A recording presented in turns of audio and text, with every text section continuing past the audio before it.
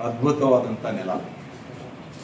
ಧರ್ಮ, ಅಧ್ಯಾತ್ಮ, ವಚನ, ದಾಸ, ಶರಣರ, ಸಂತರ ನಡೆದಾಡಿದಂಥ ಪುಣ್ಯಭೂಮಿ.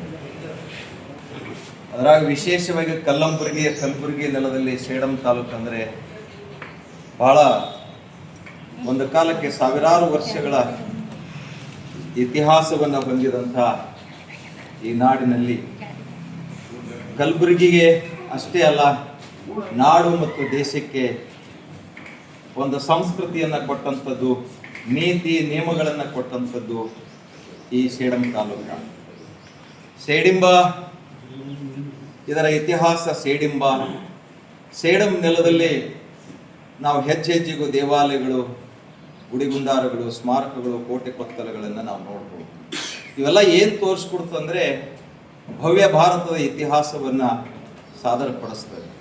ಹೀಗಾಗಿ ಬಾಬಾ ಸಾಹೇಬ್ ಅಂಬೇಡ್ಕರ್ ಹೇಳ್ದಂಗೆ ನಾವು ಇತಿಹಾಸವನ್ನು ಅರಿಬೇಕು. ಯಾರು ಇತಿಹಾಸವನ್ನು ಅರಿಯುವುದಿಲ್ಲ ಅವರ ಇತಿಹಾಸವನ್ನು ತಿಳಿದುಕೊಳ್ಳುವುದಿಲ್ಲ, ಭವಿಷ್ಯತ್ತನ್ನು ರೂಪಿಸಿಕೊಳ್ಳುವುದಿಲ್ಲ. ಅದಕ್ಕೆ ಸೇಡಂ ತಾಲೂಕು ಅಂದರೆ ಇದು ಕೋಟೆ ಕೊತ್ತಲಗಳ ಕೊತ್ತಲ ವಿಶ್ವೇಶ್ವರ ದೇವಾಲಯ ಆಗಿರ್ಬೋದು, ಬೇಲೂರು ಹಳೆಬೀಡಿಗಿಂತ ಒಂದು ಕೈ ಮಿಗಿಲೆನ್ನುವಂಥ ಪಂಚಲಿಂಗೇಶ್ವರ ದೇವಾಲಯ, ಮೇದಕನ ಚೆನ್ನಕೇಶ್ವರ ದೇವಾಲಯ, ಮುಧೋಳನ ಮಣ್ಣಿನ ಕೋಟೆ, ಶಿಲಾರ ಆಳಿದಂಥ ಶಿಲಾರ ಕೋಟೆ ಆಗಿರ್ಬೋದು, ಶಿಲಾರ ಕೊಟ್ರಿಕೆ ಆಗಿರ್ಬೋದು. ಆಮೇಲೆ ಮೋತಕ್ಪಲ್ಲಿಯ ಬಲಭೀಮಸೇನ ದೇವರ ಕಲ್ಯಾಣ ಚಾಲುಕ್ಯರ ಕಾಲದ ಭವ್ಯವಾದಂಥ ಇತಿಹಾಸ ಇರುವಂಥದ್ದು. ಆಮೇಲೆ ಅನ್ನ ನೀರಿಲ್ಲದೆ ಲೋಕ ಕಲ್ಯಾಣಕ್ಕೋಸ್ಕರವಾಗಿ ನಮ್ಮೆಲ್ಲರ ಏಳಿಗೆಗಾಗಿ, ಇಡೀ ಮನುಕುಲದ ಏಳಿಗೆಗಾಗಿ ತಪಸ್ಸನ್ನು, ತನ್ನ ಜೀವನದ ಪರ್ಯಂತ ತಪಸ್ಸನ್ನು ಮಾಡಿದಂಥ ಮಾತಾಮಾಣಿಕೇಶ್ವರಿ ಯಾನಗುಂದಿಯ ಕ್ಷೇತ್ರ ನಮ್ಮ ತಾಲೂಕಿನಲ್ಲಿರುವುದು ನಮಗೆಲ್ಲ ಹೆಮ್ಮೆಯ ವಿಷಯ. ಜೀವನ ಪರ್ಯಂತ ಅಹಿಂಸಾ ಬೋಧನೆಯನ್ನು ಬೋಧಿಸಿದಂಥ ತಾಯಿ ನಡೆದಾಡಿದಂಥ ಪುಣ್ಯಭೂಮಿ. ಇಷ್ಟೇ ಅಲ್ಲ, ಕಲಬುರಗಿಯ ನೆಲದಕ್ಕೆ ಒಂದು ಭವ್ಯ ಕೊಡುಗೆ ಕೊಟ್ಟಂಥದ್ದು ರಾಷ್ಟ್ರಕೂಟರ ಕಾಲದ ಏನು ಮಳಖೇಡದ ಕೋಟೆ, ನೃಪತುಂಗನ ರಾಜನ ಕೋಟೆ. ಇಡೀ ಭಾರತವನ್ನು ಆಳಿದಂಥ ಒಂದು ರಾಜಧಾನಿ, ಕಣ್ಕೊರೈಸುವಂಥ ರಾಜಧಾನಿ. ಜಗತ್ತಿನ 4 ಸಾಮ್ರಾಜ್ಯಗಳ ಪೈಕಿ ಮಳಖೇಡ ರಾಷ್ಟ್ರಕೂಟರ ರಾಜಧಾನಿ, ಇಂದ್ರನ ಅಮರಾವತಿ ನಾಚಿಸುವಂಥ ನಗರ ನಮ್ಮ ನಾಡು, ಅದು ನೃಪತುಂಗನ ನಾಡು ಆಗಿತ್ತು ಅನ್ನುವಂಥದ್ದು ಮಳಖೇಡ. ಹೀಗಾಗಿ ಮಳಖೇಡದಲ್ಲಿ ಕನ್ನಡದ ಮೊಟ್ಟ ಮೊದಲ ಉಪಲಬ್ಧ ಗ್ರಂಥ ಕವಿರಾಜ ಮಾರ್ಗ ಕೊಟ್ಟಂಥವರು ಕನ್ನಡಿಗರಿಗೆ ಹೆಮ್ಮೆ ವಿಷಯ. ಸೇಡಂ ತಾಲೂಕಿನವರು ಕನ್ನಡದ ಮೊದಲ ಪುಸ್ತಕ ಅದು ಕವಿರಾಜ ಮಾರ್ಗ ಶ್ರೀ ವಿಜಯರು ಕೊಟ್ಟಂಥದ್ದು ಅನ್ನುವಂಥದ್ದು. ಇಷ್ಟೇ ಅಲ್ಲ, ಗಣಿತ ಸಾರ ಸಂಗ್ರಹವನ್ನು ಕೊಟ್ಟಂಥವ್ರು ಮಹಾವೀರಾಚಾರ್ಯರು ಮಳಖೇಡದವರು. ಇವತ್ತು ನಾವೇನು ಗಣಿತ ಕಲಿಸ್ತೀವಿ ಮಕ್ಕಳಿಗೆ, ಆ ಗಣಿತವನ್ನು ಕಲಿಸಿಕೊಟ್ಟಂಥವ್ರು, ಸೂತ್ರವನ್ನು ಕಲಿಸಿಕೊಟ್ಟಂಥವ್ರು ಮಹಾವೀರಾಚಾರ್ಯರು ನಮ್ಮ ಸೇಡಂ ತಾಲೂಕಿನವರು. ಹೀಗೆ ಹೆಜ್ಜೆಗೂ ದೇವಾಲಯಗಳು, ಸ್ಮಾರಕಗಳು.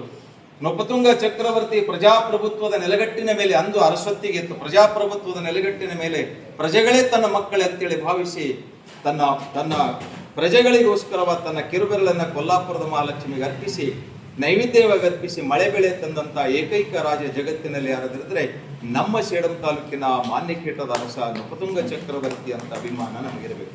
ಇವೆಲ್ಲ ಮಕ್ಕಳಿಗೆ ತಿಳಿಸ್ಕೊಡುವಂಥ ಕೆಲಸ ಆಗಬೇಕನ್ನುವಂಥದ್ದು.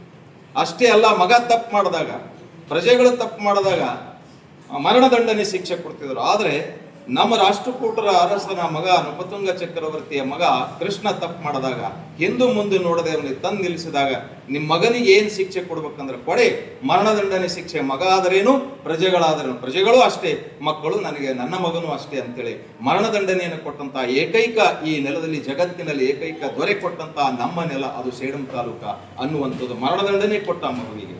ಸೊ ಈ ರೀತಿಯಾದಂಥ ಒಂದು ಎಲ್ಲೋರದಲ್ಲಿ ಇವತ್ತು 20 ರೂಪಾಯಿ ನೋಟ್ನಲ್ಲಿ ಎಲ್ಲೋರದಲ್ಲಿರುವಂತಹ ಕೈಲಾಸನಾಥ ದೇವಾಲಯ, ಒಂದೇ ಸಲ ಬಂಡಿಯಲ್ಲಿರುವಂತಹ ಒಂದು ಅದ್ಭುತವಾದಂಥ ಈ ವಿಶ್ವ ಪಾರಂಪರಿಕ ಪಟ್ಟಿಗೆ ಸೇರಿದಂಥ ಆ 20 ರೂಪಾಯಿ ನೋಟ್ನಲ್ಲಿರುವಂಥ 1ನೇ ಕೃಷ್ಣ, ನಮ್ಮ ಮಳಖೇಡದವನೇ 1ನೇ ಕೃಷ್ಣ, ಎಲ್ಲೋರದ ಮಹಾರಾಷ್ಟ್ರದ ಎಲ್ಲೋರದಲ್ಲಿರುವಂಥ ಕೈಲಾಸನಾಥ ದೇವರು ಒಂದೇ ಬಂಡಿಯಲ್ಲಿ ಅಖಂಡ ಶಿಲೆಯಲ್ಲಿ ಒಂದು ಶಿಲ್ಪ ಕಲೆಯನ್ನ, ಅದು ಭವ್ಯವಾದಂತಹ ಒಂದು ಗುಡಿಯನ್ನ ಕಟ್ಟಿಸಿದಂಥವ್ರು ನಾವು ಸೇಡಂ ತಾಲೂಕಿನವರಂತ. ಹೀಗೆ ಅದ್ಭುತವಾದಂಥ ಇತಿಹಾಸ ಇದೆ. ಈ ನಾಡು ನಿಬ್ಬೆರಗಾಗಿ ನೋಡುವಂತೆ, ಇಡೀ ಜಗತ್ತು ಈ ಸೇಡಂ ತಾಲೂಕಿಗೆ ನೋಡುವಂಥ ಭವ್ಯ ಇತಿಹಾಸ ಕಟ್ಟಿಕೊಡುವಂಥ ಕೆಲಸ ನಾವು ಶಿಕ್ಷಕರಾದಂಥವ್ರು ಮಕ್ಕಳಿಗೆ ಮಾಡಬೇಕು. ನಾನೊಬ್ಬ ಏನೋ ಹಿಸ್ಟ್ರಿ ಮೇಸ್ಟ್ರಿ ಇದ್ದೀನಿ, MA MPhil PhD ಮಾಡಿರ್ಬೇಕು, ಒಂದಿಷ್ಟು ಏನೋ ಹೇಳ್ತೀನಿ. ಈ ವಿಷಯವನ್ನ ನಮ್ಮ ಕ್ಲಾಸ್ ರೂಮ್ನಲ್ಲಿ ಹೇಳುವುದರ ಮುಖಾಂತರ ನಾವು ಯಾರಿಗೂ ಕಡಿಮಿಲ್ಲ, ನಾವು ಹೆಮ್ಮೆಯಿಂದ ಹೇಳಬೇಕು, ಗರ್ವದಿಂದ ಹೇಳಬೇಕು.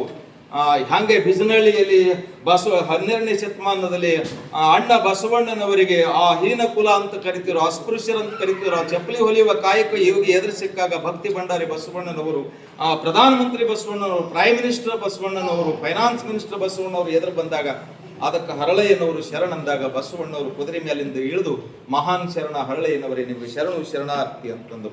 ಸೊ ಈ ರೀತಿಯಾದಂಥ ಆ ಶರಣಾರ್ಥಿ ಅಂತ ಪರಿಕಲ್ಪನೆಯನ್ನು ಕೊಟ್ಟಂಥವ್ರು ಸೇಡಂ ತಾಲೂಕಿನ ಜನ ಅನ್ನೋ. ಹೀಗೆ ಆ ಪಾದುಕೆಗಳು ಬಿಜನಹಳ್ಳಿಯಲ್ಲಿವೆ ನೋಡ್ರಿ. ಎಂಥ ಭವ್ಯ ಮಠಮಾನ್ಯಗಳಿರುವಂತಹ, ಏನು ಇವತ್ತು ಉರ್ಲಿಂಗಪೆದ್ದಿಯ ಮಠ ಕೋಲ್ಡಾದಲ್ಲಿದೆ. ಉರ್ಲಿಂಗಪೆದ್ದಿಯ ಮಠ ಒಂದು ಕಾಲಕ್ಕೆ ಏನು ಮನುಷ್ಯತ್ವಕ್ಕೆ ಕಂಟಕಕಾರಿಯಾದಂತಹ ಒಬ್ಬ ವ್ಯಕ್ತಿ ಬಸವಣ್ಣನವರ ಪರಿಸರದಲ್ಲಿ ಬಂದು 770 ಅಮರಗಣಗಳ 1,96,000 ಜಂಗಮರ ನಡುವೆ ಬಂದು ಆ ವ್ಯಕ್ತಿ ಕಳತನ ಮಾಡುವುದನ್ನ ಬಿಟ್ಟು ಮಹಾನ್ ಶರಣನಾದ ಉರ್ಲಿಂಗಪೆದ್ದಿಯ ಮೊಹಮ್ಮದ್ ಅನ್ನುವಂತ ಒಬ್ಬ ವ್ಯಕ್ತಿ ಎಲ್ಲಿಂದ ಬಂದ್ರು, ಮೊಹಮ್ಮದ್ ಅನ್ನುವಂತ ಒಬ್ಬ ಅಫ್ಘಾನಿಸ್ತಾನದಿಂದ ಬಂದು ಮರುಳು ಶಂಕರ ದೇವನಾದ. ಹೀಗೆ ಶರಣ ಪರಂಪರೆ, ದಾಸ ಪರಂಪರೆ ಇರುವಂತಹ ಈ ನೆಲದಲ್ಲಿ ಹುಟ್ಟಿದೇವಲ್ಲ, ನಾವೆಲ್ಲ ಪುಣ್ಯಶಾಲಿಗಳನ್ನುವಂತ ಮಾತನ್ನು ಹೇಳಿ ನಿಮ್ಮೆಲ್ಲರಿಗೂ ಶರಣಾರ್ಥಿ.